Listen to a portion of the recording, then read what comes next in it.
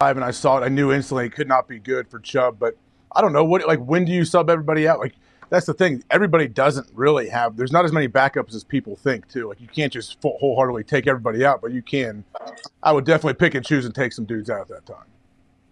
I mean, I think you take out him, you take out Ramsey for sure. You're down by 30. What if they wanted to though? What if they said no? Guys will fight and say no. I don't care. I want to stay and stick it out with the boys. Like they could have done that as well. And McDaniel pulls down his joggers and he says no. Listen, it's different on the other side. Like if Myles Garrett stays in the game up 17 because he wants to get a couple sacks, he knows he's going to be throwing it. That's a different battle you're going to fight. Still, probably shouldn't be in a game. The game's over. It's a under a minute drive, but down 30 when you're just going to run the ball. I don't know. Yeah. What about Lamar? Lamar was still out there when they were up a bunch. And that was like our first thought because it ended up being on TV. We couldn't hear it, obviously. But we see the score, and then we see Lamar on the field, and it's like, what are we doing? And then I think to myself, well, everybody's killing his stats this year. Everybody's like, his stats aren't good because he has rested in the fourth quarter early in the year as well because they've dominated people. And then he ends up healthy, of course, because he's Lamar Jackson. And he goes, what, 350? 351 or something like that? 18 to 21. 5 touchdowns. I'll tell you what stat was good. That was 3 incompletions and 5 touchdowns. Yeah. Jeez. Anytime you're throwing more tuds than you have incompletions, pretty good day at the office, don't you say, Aaron? Hey, I don't know if you saw it, but I saw this. He had a perfect rating, and then Huntley came in and threw a touchdown, and he had a perfect rating as well. So I think he might only throw one pass or a couple passes, but they both had perfect ratings. So Baltimore has been on a miraculous run here. Niners in Niners, then Dolphins come to town, and they just neuter both of them. Yeah. Just absolutely neuter both of them. Tone actually has a question for you. Yeah, Aaron, about the Ravens and the Niners, since they both just locked up the 1 seed, and if they sit guys this weekend, they'll have 2 weeks off. How do you feel about that? Like, as a quarterback, do you like having that much time off? Would you like to play in Week 18? What are your thoughts on that? I think sit them. I think it's one of those ridiculous media talking points where it's a win-win. If you play them and a guy gets hurt, you're an idiot. You should have never played these guys. And then the other win is, if they start a little bit slow, if they're rusty in the divisional round, you should have played them in Week 18. It's ridiculous. The fact is, you've gotten this far with these studs. Take care of them, sit them down. They don't need to play if you're not playing for anything.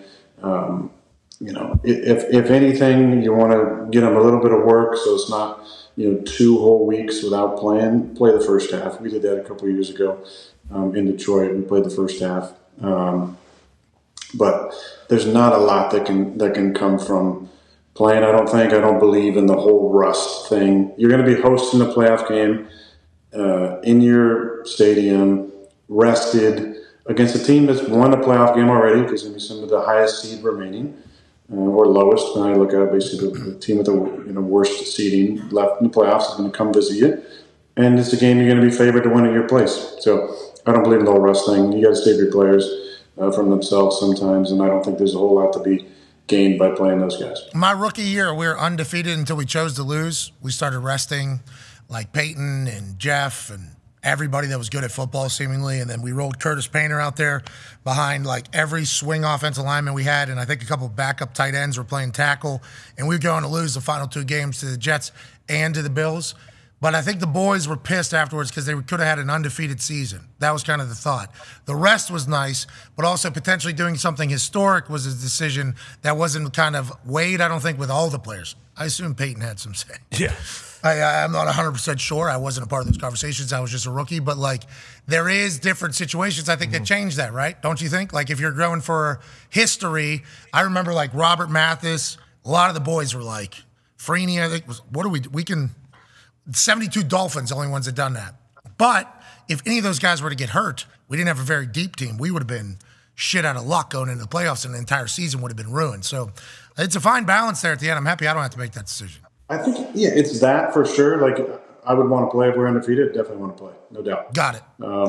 The other reason to play is if there's an all-time record to be broken with your organization. So we had a situation like that in Detroit. I think Devontae needed 15 yards or something, and I wanted to be the one throwing to him. If Tay's going to go out there and play, I wanted to play. So we were already scheduled to play at least a half that day, so it wasn't even a question.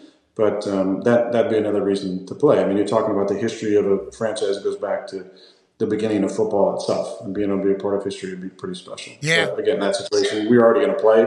But if we weren't scheduled to play, and Tay's like, I want to play to break this record, I would have said, well, I'm going to play with you. It was cool to watch that type of situation for Tay. I assume you guys lined him up at running back, had him play a little wheel, because we had Reggie Wayne and Dallas Clark playing running back against the Buffalo Bills because a couple guys needed like 2 catches. Somebody needed like 5 yards receiving for like another 1,000-yard year, 100 catches year. They were literally drawing up plays in the snow seemingly. And by the way, we just walked right down the field. I mean, it was just like right down the field, score. All right, now who do we need? Dallas needs to get a couple. All right, got him at running back, tailback. Got him slotted out. He's going in there. You need how many catches? 4. We right down the field again, and then boom, sideline the rest of the time in the middle of a blizzard, and it was fantastic. Well, I'm like, these dudes are just playing games with these people out here. But congrats, there's incentives on the line, money on the line, history on the line. Those conversations are all going to come to the forefront later this week. I think we're gathering all the incentives that can be earned this last weekend because that's a big deal on who's going to be motivated a little bit more. Yeah. Speaking of motivation, Mr. Playtime incentives too, right? Yeah. Playtime incentives would be interesting, and catches and yards and all those things. Yeah, you need to play 75% of the snaps. Then when you get to 73% of the snaps, they start forecasting like, we're going to arrest you. Like, whoa, it doesn't sound like you're... That's happening too. That doesn't sound like that's health reasons. It sounds like you're trying to screw me a little bit. No. We're looking out for you. Okay. I need about 15 more snaps. I'm doing the math here. Multi-billion-dollar business, and sometimes they're playing games with a little $50,000 bonuses, $75,000 bonuses. You know, it's the best. It's the highest level, man. Remember, it's the highest level, Aaron. There's no greater league than the NFL.